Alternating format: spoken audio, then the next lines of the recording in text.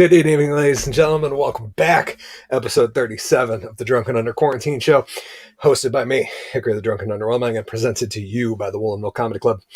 I, of course, am Hickory. I'm here with just us hosts. Just calling a GW this week. And no, fortunately, we have not been purged. So we are here, and we'll be coming at you guys until we can't, and then we will find a way, because we will persevere. And yeah, we got a lot of crazy shit to talk about this week. As many of you know, 400 pissed off rednecks stormed the Capitol building. We're going to talk about Nancy Pelosi bringing up possible taking over the military. We're going to talk about the corporate takeover of the internet that's happening as we speak. We're going to talk about the fact that GWs and I, one of our favorite social media apps, Parler, has disappeared overnight, and we're going to talk about the protest that happened at Twitter today, which was not really a protest at all. But that's what I got, and buckle up, because here we go.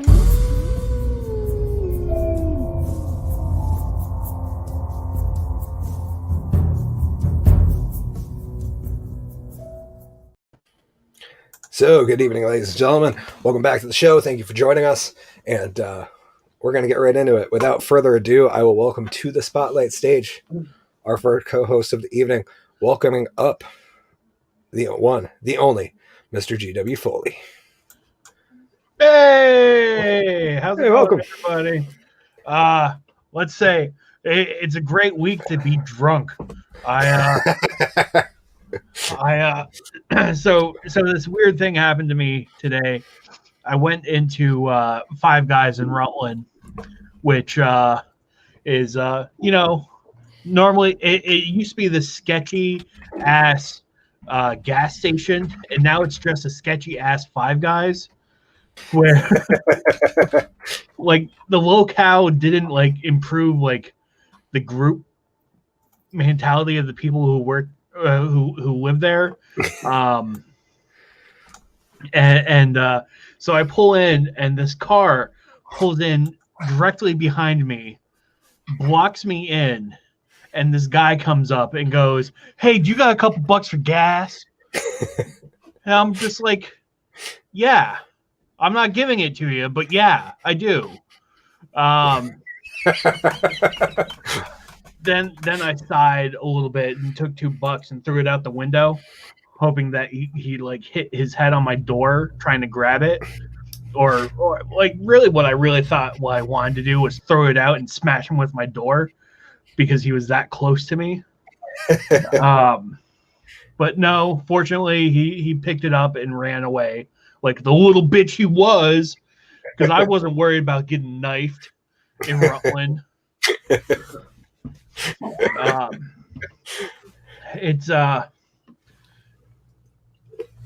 It's been a nice weather week recently. I'm proud of. I'm afraid when the snow comes too much, and then I have to shovel, because as a smoker and a drinker and who's heavily overweight, like that's a lot of effort on my heart. and like I get wheezy going upstairs, so me shoveling is just not good. So I've been really happy with the weather lately, and not having to do that. Back to wearing sweatpants again. Yes. Woo! Like right now I'm in a complete sweatsuit. Unfortunately it doesn't match. I'm saving my matching sweatsuit for when I go out in public, because I got the Adidas tracksuit.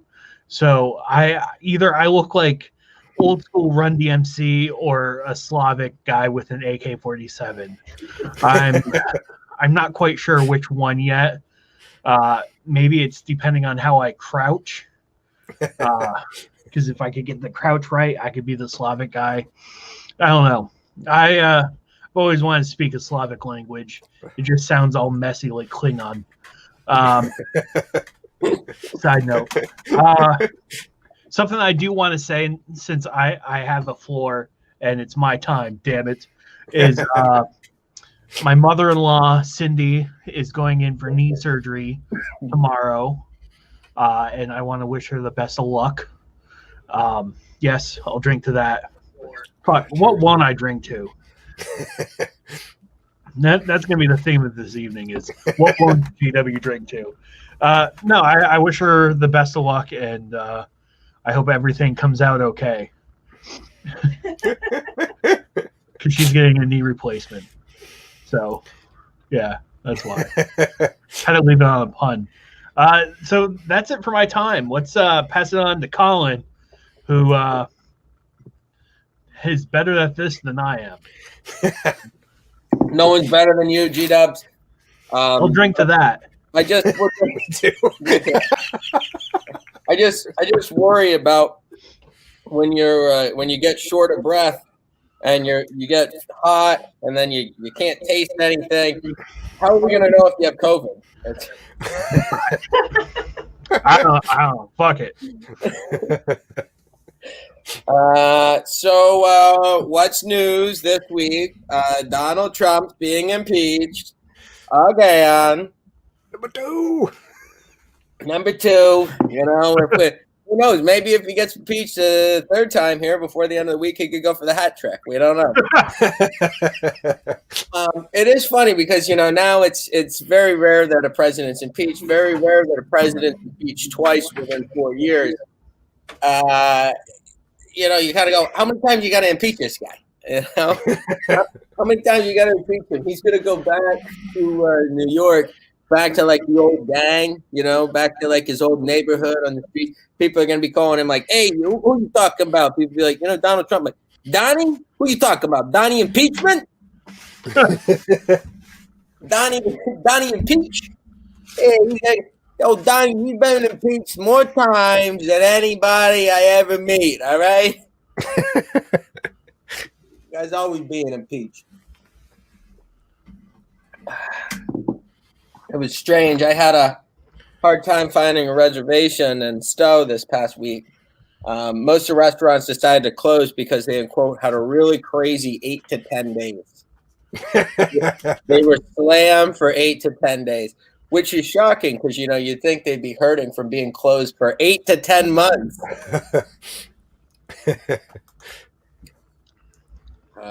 Capitol building was a bit strange.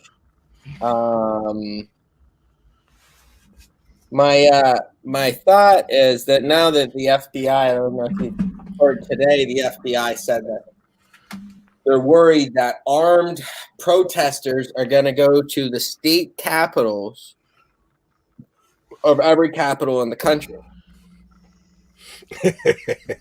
And what my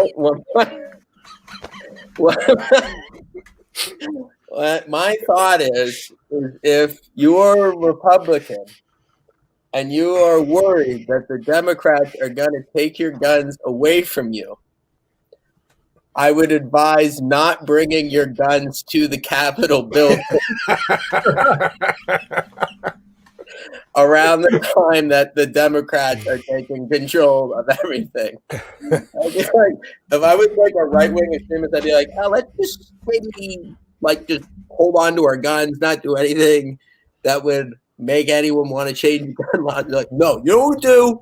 Let's bring our guns to every state capital in this country, and let's see if that doesn't move gun legislation forward a little bit more quickly.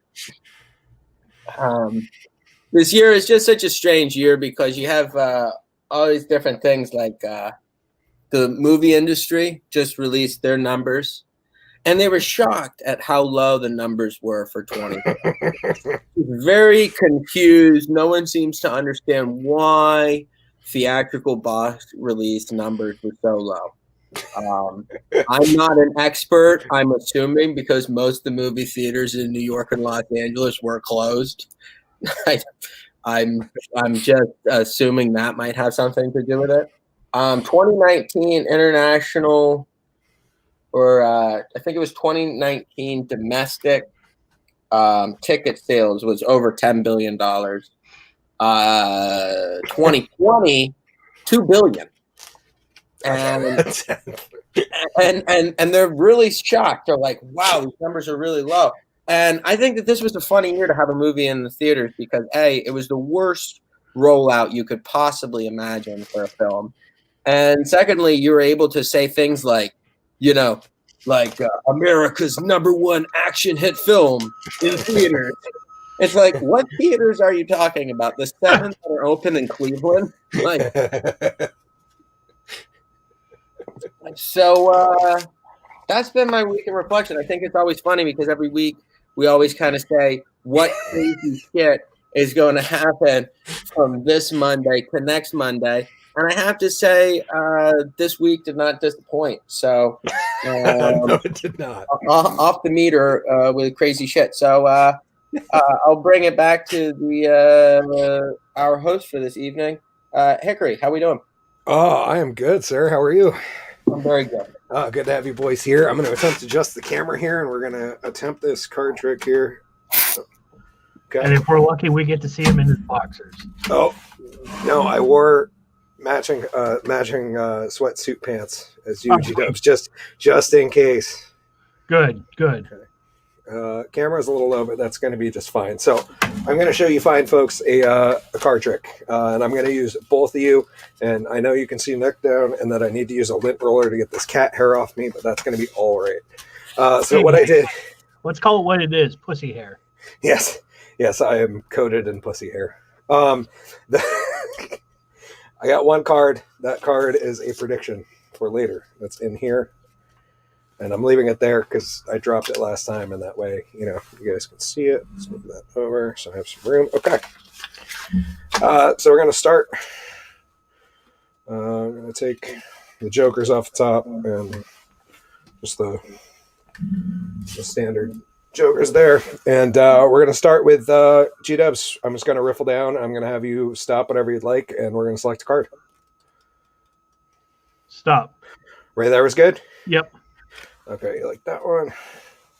Now, that is your card. Yes. Okay, we're good. I can't see. And lost in the middle of the deck. I'll give her a quick little shuffle.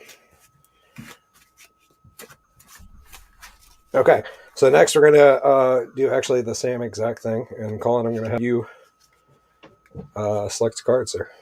Whenever you're... Right there. Right there? Yep, that's good. Okay. 7. Yep. Okay, you got a mental note there? Yep. Okay, that's important. And okay, next thing I'm going to do is I'm going to have Colin select a number. Number 6. Number 6. Okay, so what I'm going to do is I'm going to take these jokers back on top of the deck, and I'm actually going to get rid of that one. And number 6. Okay. See what we got here. Okay. Take that joker. I'm going to flip it around. Just lost my Sharpie. And I'm going to make a firm prediction, GW. I think I know what your card is. I'm not 100% sure here. But,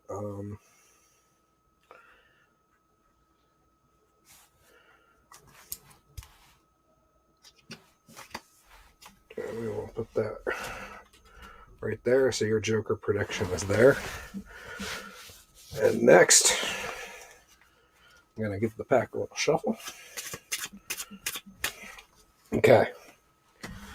Set that there. Okay. So, 2 cards selected. G-Dubs, you went first.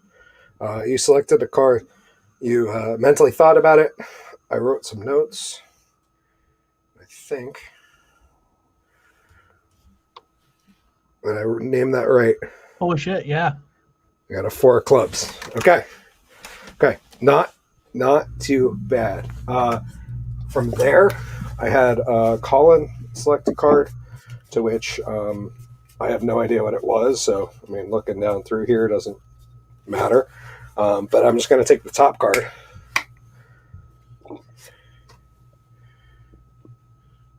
And I don't think that was your card, but you did name a number. Yeah, 6. And that was number 6. So, that's going to be drunk and underwhelming for us. So, sometimes Hickory doesn't get it quite right, but that's why it's fun. So, anyways, guys, thanks for being here. Let me just get switched. Thanks for having us. Boom. Yeah, welcome back. Episode 37. Holy shit. We got this fancy new platform. Yeah, looking good in the new year. It was we looking great in 2021. The rest of 2021 not looking so great. Which we're going to move right into. I figured we'd start off by getting right into Lisa, thank you for commenting. Lisa said cool. Hi, Lisa. Yes, thank you for joining us. We appreciate that, and cheers. I'm just going to drink to everything. Fuck. I think that's all we can do at this point, sir. I don't really... I will continue to drink until morale improves. But we're going to get right into January 6th, probably a date that not many of us will forget in quite a while. There was some craziness that went on. I assume most everybody out there knows what happened on the 6th. They were probably watching footage. I was actually watching the live stream just to check in on the protest, thinking that nothing was going to happen. Lo and behold, I was very, very wrong.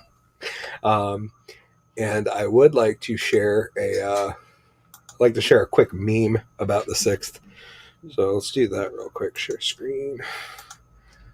And sorry, you guys are going to see Screenception real quick. Oh. But this meme pretty much wrapped it up perfectly to me. I hope this one doesn't get us pulled, but it was from a blue check mark on Twitter, which means it should be all right. It said, we spend $750 billion annually on defense, and the center of the American government fell in 2 hours to the Duck Dynasty and a guy in a Chewbacca bikini. And I gotta say, I personally thought it would take a lot more to get on the floor of the Capitol. Well, no one expected Larry from Duck Dynasty. That's the thing. Oh, Larry. You know what is crazy to me is like the guy sitting at Pelosi's desk. Like, at what point do you take is the guy taking the picture of you doing that? Like, at any point is it going through your head like, I'm fine. Like, hey, take this picture. I want to have a great picture of the moment I completely fucked my life. Right? You know what I mean? That's a stupid thing. I mean, imagine sitting at your high school principal's desk. Yeah. She's like your high school principal, okay? Let's be honest, Colin. His life was fucked way before that picture. Yeah, it's true. Something. As much as I love seeing the world burn, which is just that little part of me that will always be that little anarchist kid going, yeah, fuck shit up. Like, there's something fundamentally wrong with somebody that will show up and storm the Capitol building. Even if it's deserved, I'm taking away so much responsibility from this person, but for him to go, everything is going right in my life. I know. I'm gonna storm the Capitol and sit in Nancy Pelosi's office. Like that's my goal. Like the guy who stole the podium. Clearly his girlfriend doesn't love him that much. He's the type of guy that's just gonna sit there and just be like, "Oh, fuck it. I work at UPS and I got nothing else going in my life except for loading packages. So fuck it. I'm gonna steal this." What kills me too is like this attitude of like, "Oh, let's see how much damage you guys can do, Mr. Federal government." It's like they can do a lot. They can do a lot of damage. Like, I gotta know if you know where you are in DC. You know, I was reminded the Department of Justice building in DC one day I was walking around DC and I walked by the building. And I stopped and looked, and carved above these two massive Gothic, like 30-foot doors that look like these like they look like the gates to hell. You know, it says above it, "The place of justice is a hallowed place," carved into stone. You know what I mean? It's like, like whatever your feeling is about the country, it's like I can't imagine what is going through your head when you think you're going to take a shit all over DC and think that there's not going to be like any repercussions to it. Like, Yeah, absolute craziness. Yeah, I don't have a whole lot to say other than I thought it would have been a lot more difficult. I just imagine after we had a federal courthouse in Portland. There's like 40 days this year, might have been longer, where people tried to enter this federal building in Portland for a while, and they were shut down and stopped every single night, repeatedly and repeatedly and repeatedly.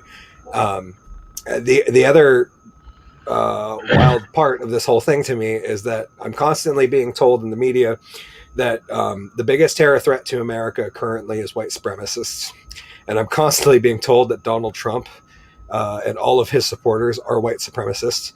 And so if they planned on having 100,000 white supremacists in D.C. on the day of the Electoral College vote, why wasn't there more security around? Because these are the most dangerous people in America.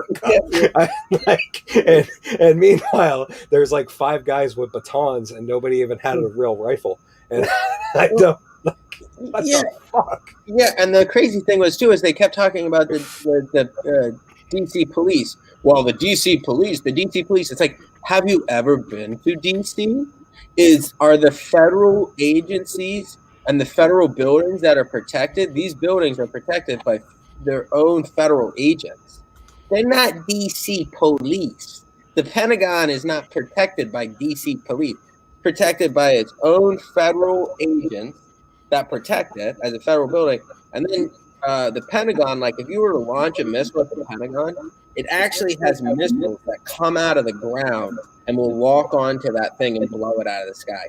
DC is probably the most protected. Unlike a 747. I mean, yeah, exactly. In which case, it hits the broad side of the building But DC is like arguably, I would say, the most protected or armed city, I would say probably in the world, as far as for the resources of it.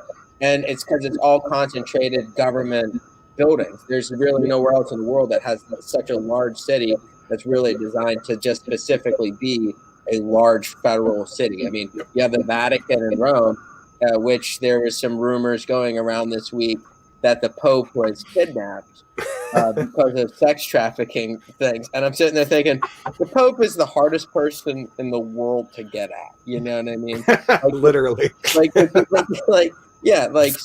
I mean, the Pentagon is kind of like our version of the Vatican, you know? I'm really, I wish I would have seen some patriots out there selling T-shirts that they hastily made up of "I was here for the 2021 insurrection." All I got was this lousy T-shirt, something like that. We could print your work badge on the front of this if you want. Yeah, exactly. My name was Greg. I took a shit on the gal floor. Yeah, something like that happened. They're just not reporting it in the press, right? That like some poor guy, like that poor guy's probably gonna be that guy who gets it worst, like the guy who just relieved himself in a potted plant in like Chuck Schumer's office or something, and he's gonna be the guy that gets it. That guy. The other thing I didn't understand is like the arrest that took place like days later. They're like, the guy who was wanted, we arrested him, and it's like, how did you not arrest that person that day? Like, why didn't break into the Capitol, why didn't the DC police and everyone show up with their guns out like we always do and say, lay down on the floor, motherfuckers, and arrest everyone in that fucking building then? You got two choices. Give them the two American choices. We arrest you or we shoot you. Which one do you want? That was another thing that doesn't make any sense to me is I'm just sitting here in complete bafflement that like we don't use like nobody has live ammunition or anything. Like well, here's the thing, and there is a reason for that. If they know that the protesters are going to be unarmed, it's okay to use it because they're not going to get a chance to be fired upon. That's a good point. These white people carry guns on them. So if they fire, they might get fired upon back. And that's a risk of life. That is why they... If I was in charge of security at the Capitol building, they would call me Tony Montana. And I would be walking down, standing on a fancy set of double stairs, shooting everybody I could. Now, maybe that's not why I'm in security. I don't know. Not saying that's the gold standard, but I would look like Tony Montana. They'd be like, they kicked open the doors. I'd be like, come on, people. Let's dance. There's a lot of questions to be answered about what happened, why it happened, and but we'll move forward. So that was the first coup attempt of the week. We're about to talk about number 2. We will lead into number 3. But number 2 was Miss Pelosi, the Speaker of the House. Still the Speaker of the House because progressives aren't big. Like, we'll say they don't want her and then vote for her anyways. But anyway, so Nancy, who retains her seat as Speaker of the House this past week, I'm actually going to bring up an article real quick. This was an article, I believe, from... let me find it. I'm sorry. Nope, not that one. Wall Street Journal right here. A coup of Pelosi's own. She says the House Speaker publicizes her nuclear option to protect the world from Trump. Just making sure that looks all right over here. Yep, let's change the overlay so it's not in the way. Okay. So basically what we have here is Wall Street Journal writes, we scoured the U.S. Constitution Friday, and it's definitely not there. The provision allowing the Speaker of the House of Representatives to intervene in the military chain of command to protect the world from President Trump. Mrs. Pelosi told her Democratic colleagues that she spoke Friday morning to Mark Milley, chairman of the Joint Chiefs of Staff, quote, to discuss available precautions for preventing an unstable president from initiating military hostiles or accessing the launch codes and ordering a nuclear strike, unquote. She posted the, quote, dear colleague, unquote, letter on her website to make sure the world got the message, and a spokesman for General Milley told reporters the chairman answered her questions. The real issue, and they will say this later on, but we can't get down there because I didn't pay for a membership for a news organization I don't like. Basically, at the end of the phone call, the Attorney General told Nancy Pelosi, no, Nancy, we can't do that. That's what you call a coup. To which she said, wait. No. That's what those rednecks did last week. It amazes me that a person who's been in politics as long as she has doesn't realize that those things could be viewed negatively. But on the flip side, I think the press doesn't care at this point. Colin, you got any thoughts on that? Yeah, I mean, I got to say, you got to give it to Nancy Pelosi on this one. You know, it doesn't hurt to try. You know, sometimes you just got to call the United States military, say, listen, you're listening to me. Okay? I'm your new president. What are you talking about, Nancy? You're not hearing me, okay? It's like the thing. I'm the captain now. All right, I'm the president now, okay? And I mean, I think Donald Trump's certainly unstable. I don't know if he's launched a nuclear warhead unstable. I mean, I think that he's a who knows? Who knows? You know, unless that this is just one of those things that he's always wanted to wipe some country off the face of the earth, and he only has 7 days to do it. And he starts scratching his head and say, hey, that's my thought has been about it. I really don't care what happens to Trump. I just want to get him away from the coach at this point. You know what I mean? At this point, I'm just like, if he wants to go golf for the rest of his life, let him have at it. I don't need to see impeachment. I don't need to see anything. I just need him away from those codes, So maybe Nancy Pelosi knows something we don't know. This is very possible. G-Dubs, your thoughts? First off, I think Nancy Pelosi with her codes is just as fucking scary. I might agree on that. She, like talking about unstable. Like she's. Good morning, Sunday morning. Yeah. She's a couple crackers short of a bin. And secondly, so what? We nuked French Guyana. We're not going to nuke someone important like Russia, because that would just be fucking suicide. Well, I was going to say, the irony would be that if Trump nuked Russia, he'd just be like, fuck you guys, I didn't need your help to win. I had this thing perfectly 4 years ago. If you hadn't been around then, I might have had it again. And, it would be a really funny play for him to engage Russia. Trump's not going to nuke Russia because that's his retirement home right there. And the biggest man is Mar-a-Lago, Russia. Okay. And from there, Pelosi's coup. We'll talk into the third. We're going to talk about the technocratic coup that's happened this week and the craziness that is going on social media right now. Twitter has banned somewhere in the realm of 150 to 200,000 people, other than the president. So let's start there. As much as you may love him or you may hate him, and lots of people have very, very strong opinions about the president, he is still our president for another 7 days. He has been unpersoned online. Donald Trump has been removed from Facebook, YouTube, Twitter, LinkedIn, and a couple other ones. They took his Spotify. They took his Amazon Prime. They've taken it all. Yeah, absolutely crazy. We're pretty much a couple days short of his PayPal account being closed and Visa and MasterCard telling him to go fuck himself.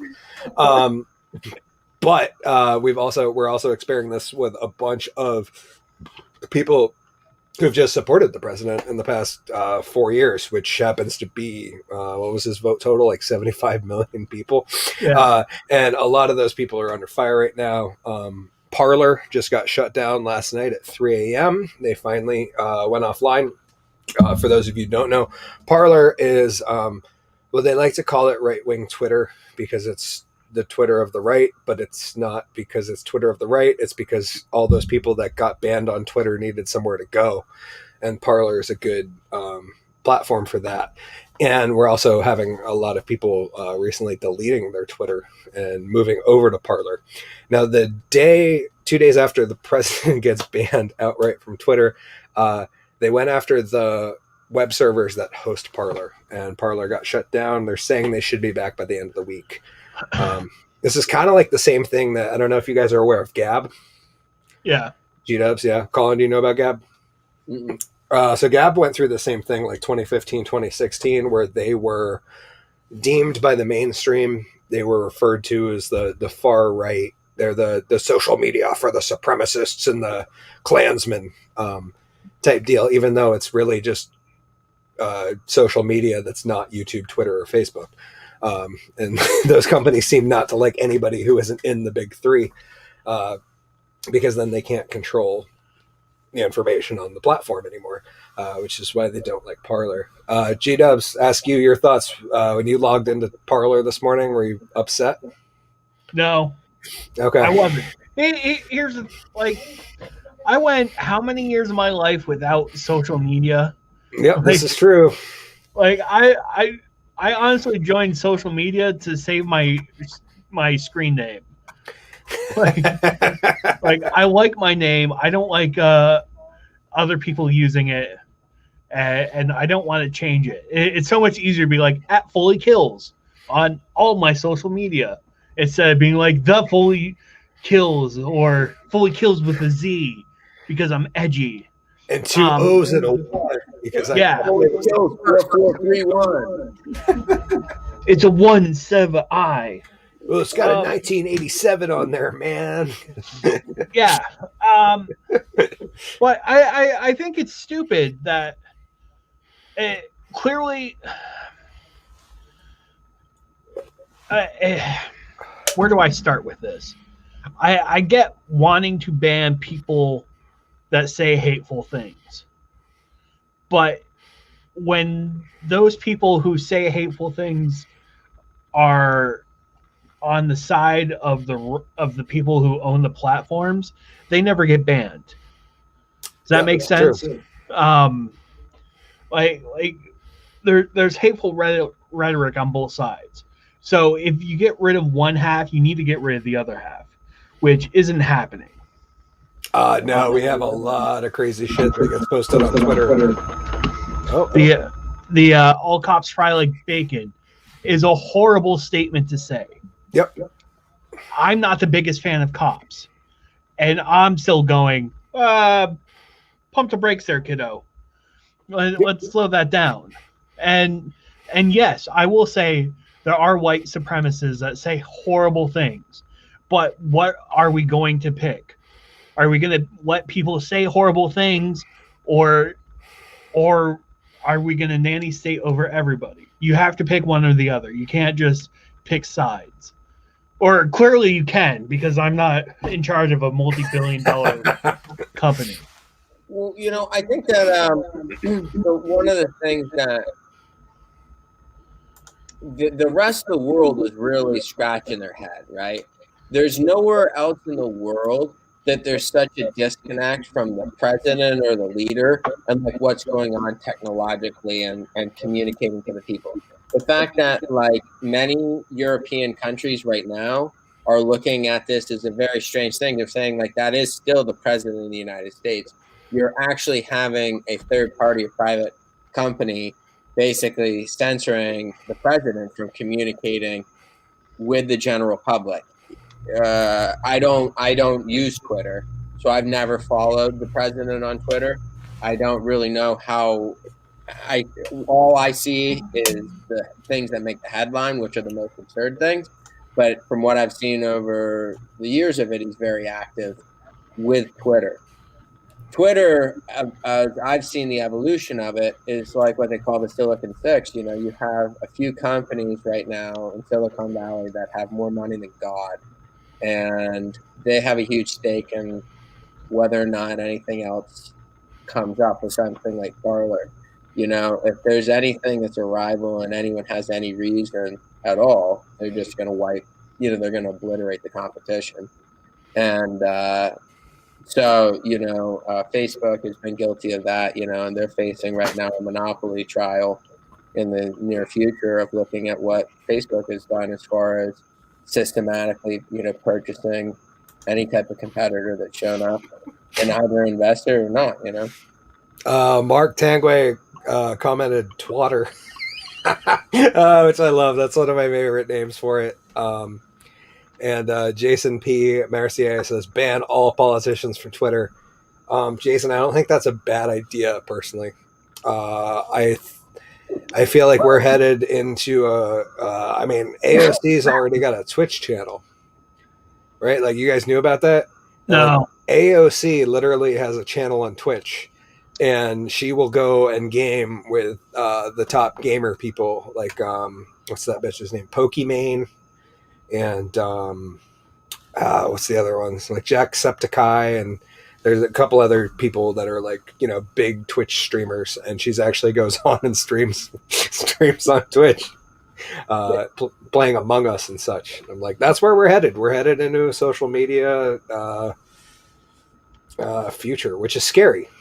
The other thing I think is worth noting about Twitter is that from what I've seen over the years is it's caused far more damage in people's careers than really open doors. Yeah, some people have gotten exposure, some comics as jokes, followers, and stuff like that. But like you look at over the years, Gilbert Godfrey, different people that making a joke or saying something on Twitter has ended up killing them. And it's always shocked me that these people who have a huge amount of social influence don't have a publicist or anybody vetting their tweets or vetting what they're putting out there. Because if I was the president, I would not want to just freely be posting things.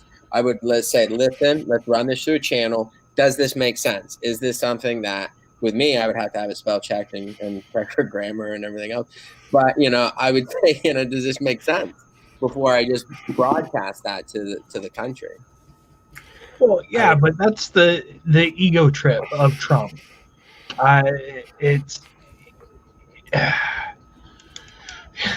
he enjoys the power that comes with a tweet, and he enjoys the responses and the likes and the favorites and the stuff like that happens with it, and he likes the negative outcomes that come with it. That's just his personality type. You see that with a lot of people who do Twitter. Yep. Chasing that buzz. I mean, there's literally people who have careers of all they do is comment and respond to Trump. I'm not even kidding. There is like 5 or 10 Twitter profiles that make a living by like literally sitting there. Well, not anymore. So fuck you people. But they literally sit there on the computer and just refresh and refresh and refresh and refresh on Trump's fucking page until a tweet comes out, and then they're like one of the first 5 people to respond, and they do it all the time. And they always have those, they come off with those little quips that are like, "Oh, I got you, fucking stupid orange man," and then they'll get a bunch of followers on Twitter, and then post out like a, "Hey, by the way, guys, at PayPal, Hickory TDAU is find me over there." And there's actually people now making a living on that. The other great news I heard about this was Twitter stock dropped $5 billion today. Good. $5 billion fucking dollars they lost in a single day. Because a lot of people like to forget that Twitter was a failing company until Trump came along. Jason, I'm not forgetting her comment. Jason said she's not good at all. He was talking about AOC playing video games. I said, no, I'm not very good at video games either, but she still had more people watching her than we do. So spread the good word. She has bigger tits than you. That's arguable. I don't know if we're allowed to say that about Overlord AOC anymore. That might get the show pulled. But we're still alive, damn it. That's true. So please, everybody, like us. If we do end up going under, we will find a way to put this show out. It might be on my page, thehickorymagic.com. I don't know. We're working on figuring out how to stream there as well, just in case. We're going old school on this one. We're going to build our own server in the middle out of like static computers. You can check in and hear us over ham radio every Monday night. Yeah. It's actually the funny part is that was like one of the last posts I saw on Parler yesterday before I closed the app and stopped looking at it. Was one of the guys making a joke about how the new cool hip social media is going to become ham radio. Because it's funny because actually the squatter movement in New York was unbelievable. The squatters, like when Giuliani got rid of them all and killed all the squatter, but they had a radio station and they broadcasted the radio station from a different place every single night. They had 75 buildings in the city that were previously condemned buildings that they occupied. And that was like an unbelievable thing. It was like a radio broadcast, And that's incredible. Yeah, and I've looked at that. It's actually funny because you can broadcast, but it has to be within a very small area. Yep. You can't broadcast, far. But are those episodes available online? You think? Because that would be awesome. I wonder. Probably someone was probably recording it, but it was the squatter radio, and every night. And then it was funny because NYPD didn't know where the hell they were broadcasting from because they would move the station and stuff, and they would get set up and they did the whole radio program every day. Oh, that's so cool. But that was one of Giuliani's great claims to fame. You destroyed fucking squatter radio, Giuliani. I just saw a news article. I was doing some research to pull up some articles before the show, talking about Giuliani has a degree from a college in Vermont. He has what was it called? I'm gonna have to look it up. From Middlebury. Yeah, he has an Yeah, honorary. yeah. He has an honorary. They're actually thinking about pulling his honorary degree, because If he uses it. and because like pettiness, like Trial by combat. like, well, he's we thought he was great back in the day when we gave him this honorary degree for doing nothing. But now that he's Trump's lawyer, he's kind of an asshat. So basically, we're going to ask him. Asshound. But like, this is the thing: is like you're Giuliani. You got a degree given to you that was an honorary degree that you never needed, right? When these people give you these degrees, they're bullshit things. Like no one needs those. It's not like it's an accolade that's like helping their career. So now it's like Middlebury College is like, we gave you something after you were already New York DA and mayor of New York City, because what? Now we're going to take it from you. How do you like that? And like Giuliani's probably like, I had a degree from Middlebury College. Like, what the fuck are you talking about? Okay. We're going to take a quick meme break here while I share this next meme, because this one is so damn good. Wouldn't that be nice if that's how degrees work, that colleges could just take them back from you? I think they. That would be pretty good. This one is GW. This one's for you as well as all of our viewers who like wrestling. This has been one of my favorite memes from the past day or two. So as you guys can see, this is clearly. Let me change the overview so you can see better. Sorry. Clearly a WWE flyer edited in with the people who stormed the White House, and I thought this made me laugh so hard. I had to share that real quick with you, gents. It's some quality meme work right there. Yeah, I need to become a meme smith, is what I've realized. That's what I'm doing wrong in my life. Is I shouldn't be spending all this time focusing my arts and passion on magic in this show. Should be just creating memes to make people angry and upset, because it's really funny. I'm still upset that you guys told me that Kane and The Undertaker aren't real brothers. Sorry, man. You're supposed to say spoiler alert on the show before you drop bombs like that, man. I was over 30 years old before I found that out, and I feel like this was like my Santa is not real, really bad. And then after that was 25 years later, I'm like, wait, Kane and The Undertaker aren't real brothers? Like, it's devastating. And the Dudley boys aren't actually boys. Oh, man. I'm actually debating over whether we can play this video on the show or not. It's from YouTube. We should be able to watch this video on YouTube while streaming from YouTube. I mean, everyone else is getting banned. Why not? Yeah, let's give this hell. Let's see here. We're going to try this out. I'm going to switch over the overlay. And we will go share. So I will start before I bring this up, Colin. You knew that the guy who plays Kane, named Glenn Jacobs, he is the mayor of a town in. Are you aware of that? He actually won mayorship in South Carolina, G-Dubs? Tennessee. Knox County, Tennessee. Knox County, Tennessee.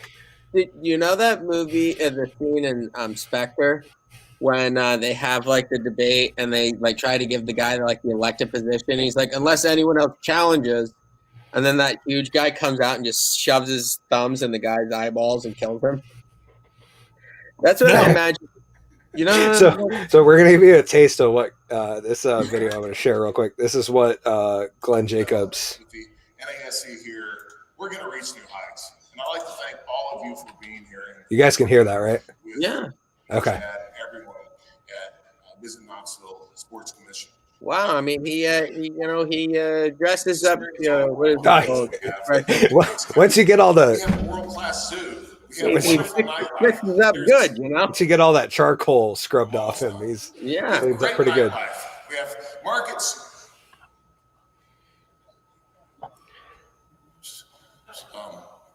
You know who I am, right?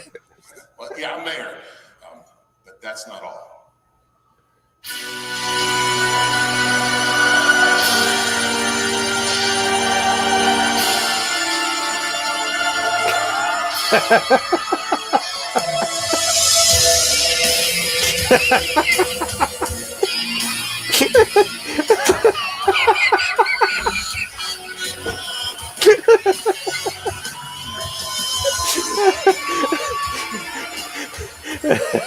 Those select board meetings, man. I was gonna say, So, wow.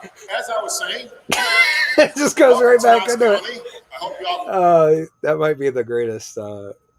Wow, he is a huge. the human greatest- being. He is, right? But really good at choke slamming people through tables, and that's what Knox County needs the most right now, I do believe. I think they should vote him for Congress. I'd love to see something on the floor and just the lights go down, flames shoot up.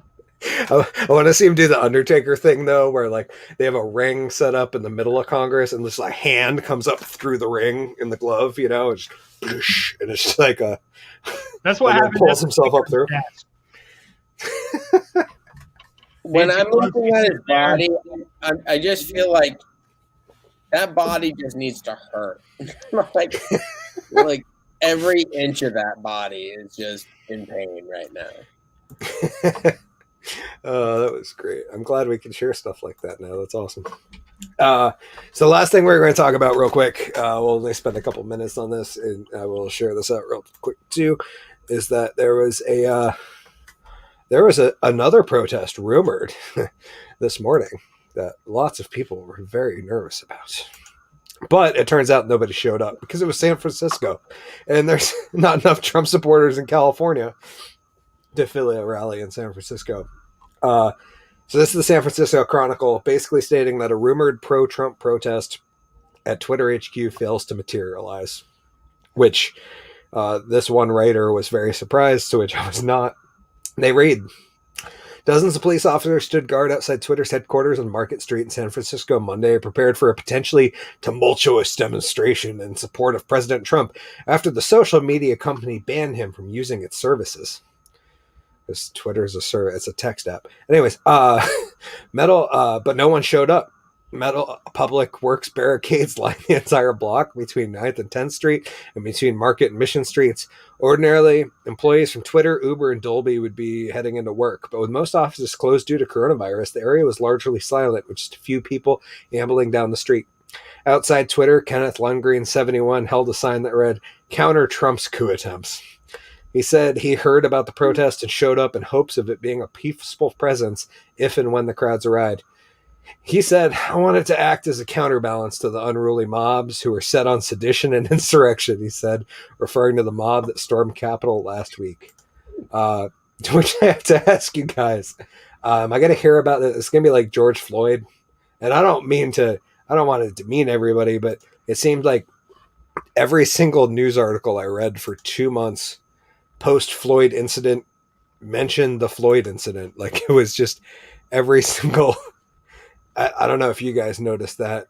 It would be like they give you like 2 articles of information and then to be like, well, this was going on because George Floyd, a black man in Minneapolis, was murdered by police. It was like every single article for like a solid 3 months had this little blurb. And they just kind of like copied and pasted these 3 sentences about the instance and then just like puffed out. And I don't mean to demean the work of oh, sorry, Jason. I agree. He should have tombstoned him through that table. That would have been fucking epic. Anyways, yeah, it's just weird. Yeah, I mean, I think that that's one of the things is like when the media at large has a story that they want everyone to be talking about, is they shift that story to it. In the case of George Floyd, it's a horrible thing. An innocent Agreed. man is murdered. The amount of innocent black and white people killed every single day, if you could add it all up, it would, who knows what that number is. But it's what the media decides to focus on and send that thing to a point where it's a full court press on that issue. And you just see it complete and utter. I try to remain, as you guys know, somewhat ignorant from what's going on the mainstream. And when I know about a topic or the several topics that I know about, I know that those are the top issues because it's penetrated through absolutely everything to get to the point where there's no way that it's inevitable for me reading the headlines that the powers that be want me to hear, you know? Yep. Yeah, because they were running articles until like August that mentioned the Floyd incident in May. And then I can't remember. But yeah, there's been multiple of those in the past year that have just been like, hey, we got this little 3-sentence blurb that we're just going to post in the middle of every article that might possibly pertain to it. And it wasn't like the, actually Matt Ferguson and I talked about that for a second after we wrapped up when he was on the show, but we talked about briefly in private, the hot word or the keyword. And that every once in a while you find that the media uses a word that nobody uses, but it's just over and over and over. And when I really noticed it was this past summer, but the most recent one I can think of was the fact that the media and all these journalists were using the word sycophant very, very, very regularly. And I'm talking like 1 out of 5 headline articles had the term Trump sycophant or liberal sycophant in it, and it was just like this one thing. And I felt like those have been becoming more obvious lately in the media, where they find that one. This one's going to be either insurrection or coup, and they will just that one word until it has it's racist. Yeah. Until it has no meaning anymore, and then they'll move on to the next hot button word. What do you think? You think any of those over the past year that you've come across, Colin? Well, Like, I mean, I think media.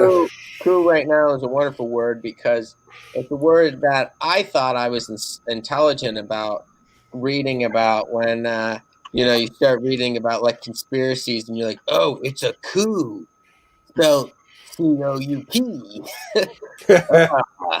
What a strange way of spelling that. Maybe that's not the spelling. We'll fact check that later. But you know why they call it a chicken coop, right? Yeah, well, the one that I thought was the buzzword that was hilarious was the quid pro quo. Yep, that was Quid pro quo. Quid pro quo. Quid pro quo. Quid pro quo. Trump would have pronounced it a little more like quid pro Joe. Quid pro Joe Biden, quid pro Joe. Quid pro Joe. And have you ever, up until this year, heard anyone say that the deal was done quid pro quo? Yeah, that was. Yeah, you had. Yeah, but Yeah. not like you had after last summer. Not like you heard it in recent. Not this summer. It was the 2019 Ukraine call, right? Usually people say, it was a backdoor deal, or they had some type of an arrangement. People wouldn't say it was quid pro quo. Maybe they did, maybe they didn't. But that was certainly something that I've heard. That was just it just became every other word was quid pro quo. Agreed. Yeah, that was it was very prevalent. Started last summer. I actually only remember that because the Ukraine phone call happened on my last vacation because I didn't get one in 2020 because of you fucking COVID. Anyways, but yeah, I remember that. That was a hot button word for a little while. But yeah, that's what I'm talking about, Colin, is that happens. And I feel like the media does that to us where they just hammer this one. I'm still not sure what sycophant means, but I'm pretty sure I've said it at least 3 times and read it multiple hundreds of times now. I'm not a Psycho fan. I turn the fan off when I leave the house. Now, a Psycho would just leave the fan on, and I'm pretty sure that's what it means. It's Psycho fan. So I have a fan going in my house 24 hours a day. but you also have a puppy. Yeah. And I'm sure Oscar loves the fan. Yeah, he can take it or leave it. Oh, okay. So it is for you. It's not. I was gonna put it off. Like, we leave the fan on in the summer because of the cat, not because I'm a Psycho fan, but because.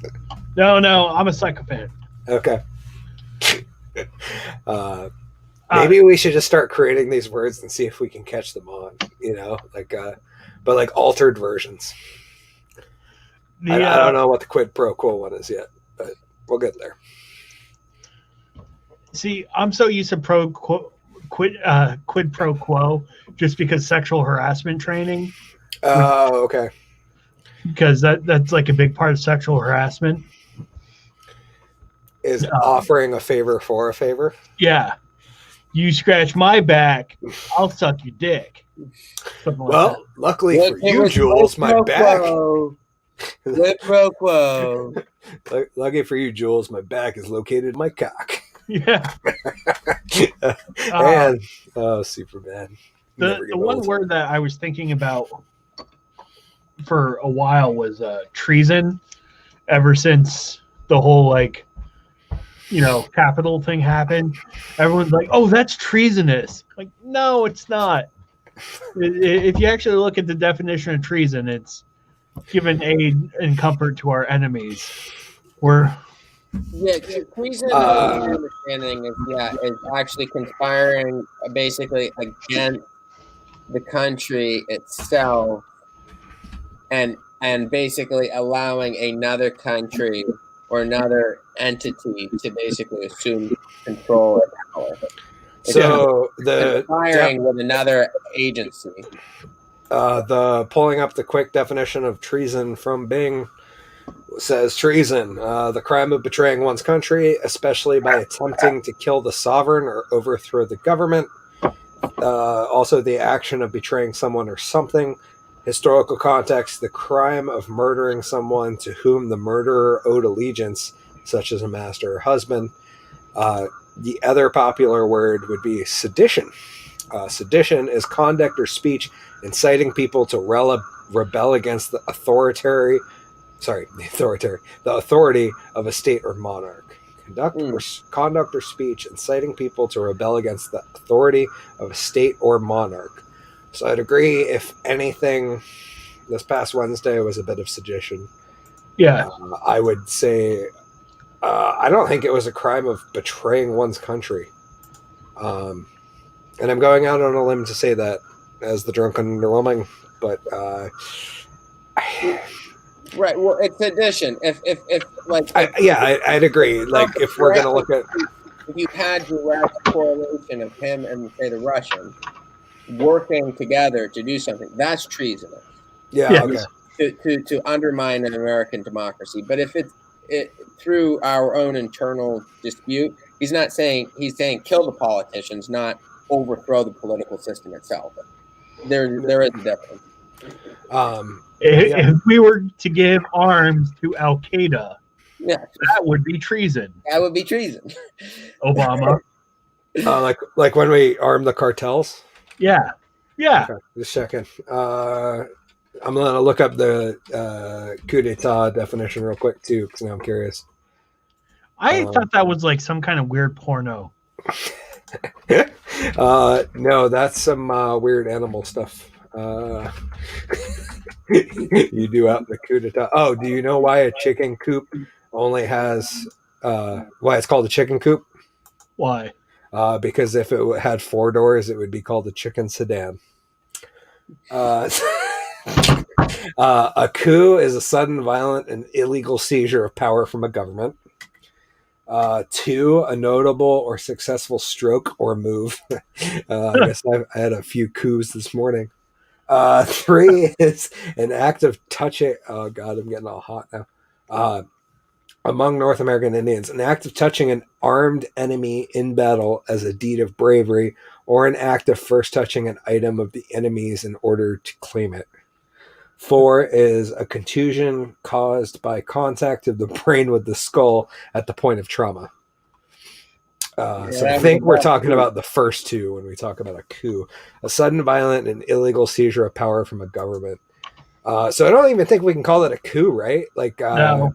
If we were actually going to have a maybe it would have been a coup back in like the 1800s.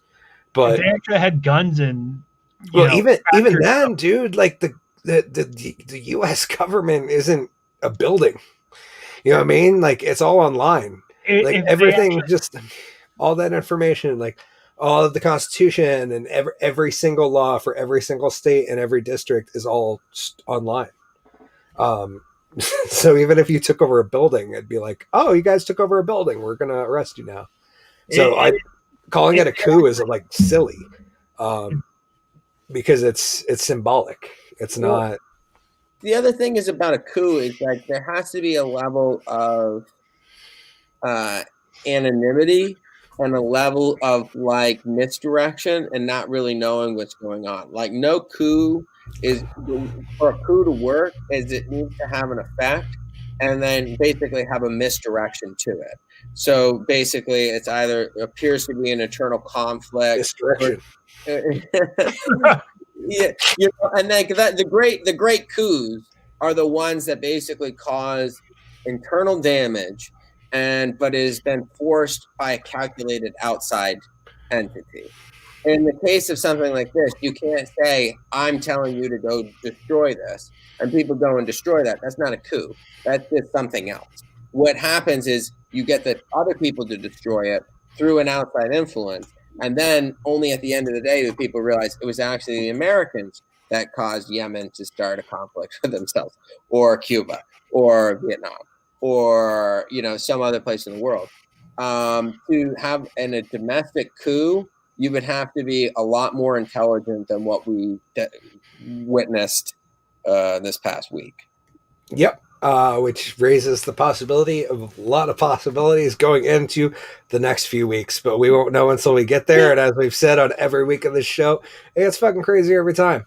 But who knows what's going to happen this next week? I mean, we sit here talking calmly about something this week, and next week it's in shambles.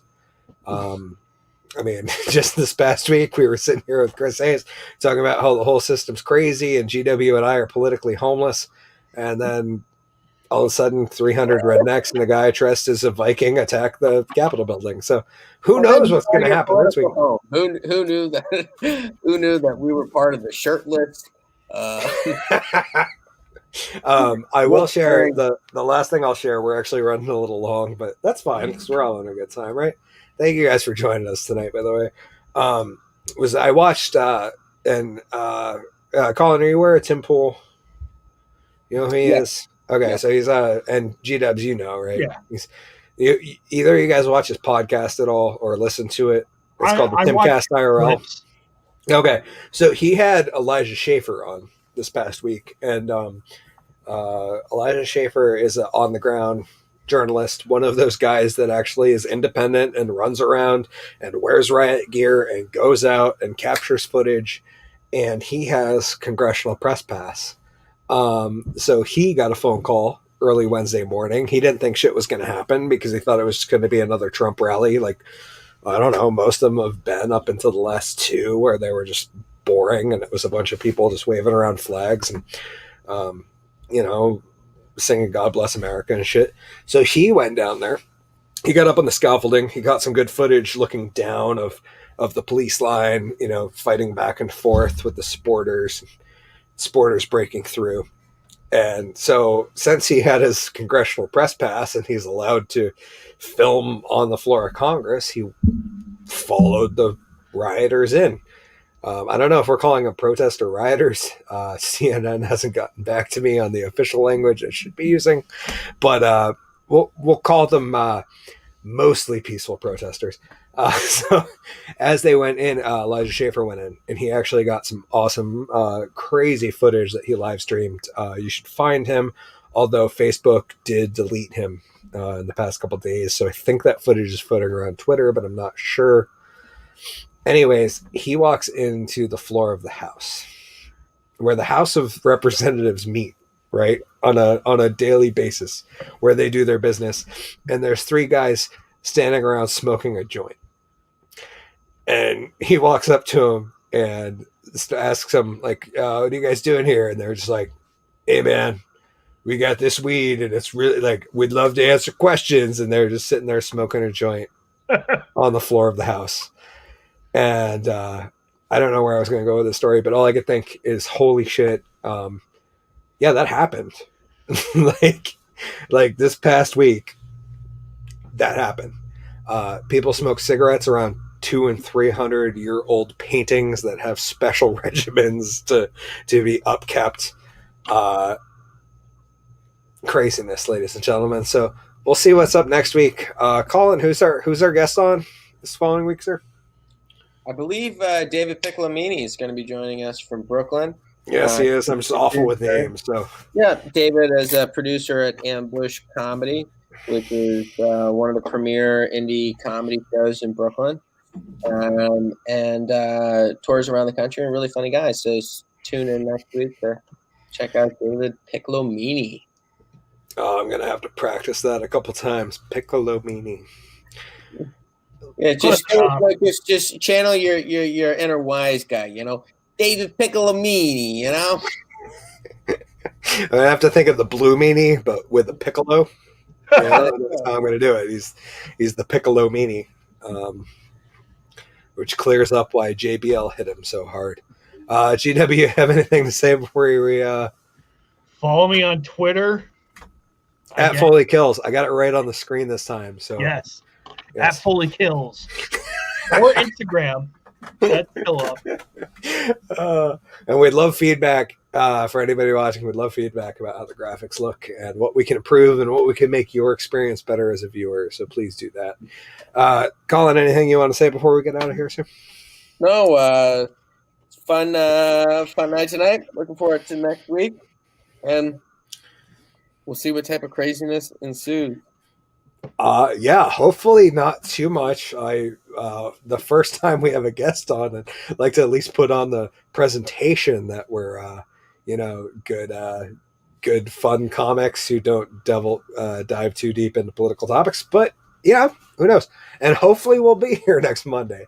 So as your canary in the coal mine, and for those who don't know the historical significance, they used to put canaries down in coal mines so that if the canary died, they knew there was an issue and the rest of the coal miners got the fuck out of there. So we are your canary in the coal mine, and we will be here for you, ladies and gentlemen. Thank you guys for joining us. This has been episode 37 of the Drunken Under Quarantine show, as always presented by the Woolen Comedy Club, where we hope to see you soon.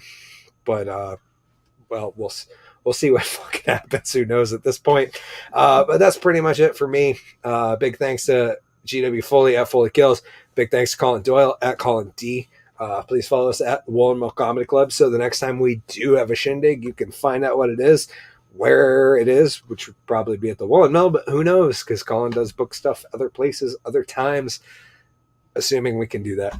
And it's safe and happy, and I still say a lot of the things that I said a year ago that I can't get over. Anyways, next week is episode 38.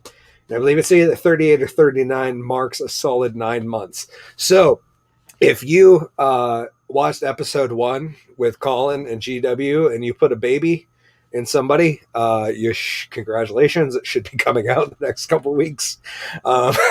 So we hope we provided that sweet lovemaking soundtrack for all of you. And we've made it 9 months. So that's pretty crazy. Anyways, I'm Hagrid, the Drunken Underwhelming. I love hanging out with you guys. I wish we could do it more. If you do want to find me more, you can find me on my YouTube channel. I've started posting some gaming content there. I'll be live streaming some gaming content on Sundays called the Sunday Grind Stream from here on out. And generally, hit us up. Come on the show. We can have fun. You could actually come on the show. Well, yeah, but if you did, then in 9 months we could have a show, baby. we were just talking about that, G-Dubs, that next week or the week after is 9 months. It'll be the episode 30. I think it's 39. Yeah, 13 times 3 is 39. So yeah, it'd be 39 would be episode, would be the 3/4 of a year we've made it. Fucking wild. Anyways, we've gone way over, ladies and gentlemen. I am Hickory the Drunken Underwhelming. Thank you so much for joining us on the Drunk Under Quarantine show. Please remember, everybody, stay safe, stay drunk, stay underwhelming, but most importantly, stay fucking sane. Because who fucking knows what's going to happen before next week? We love you guys. Bye.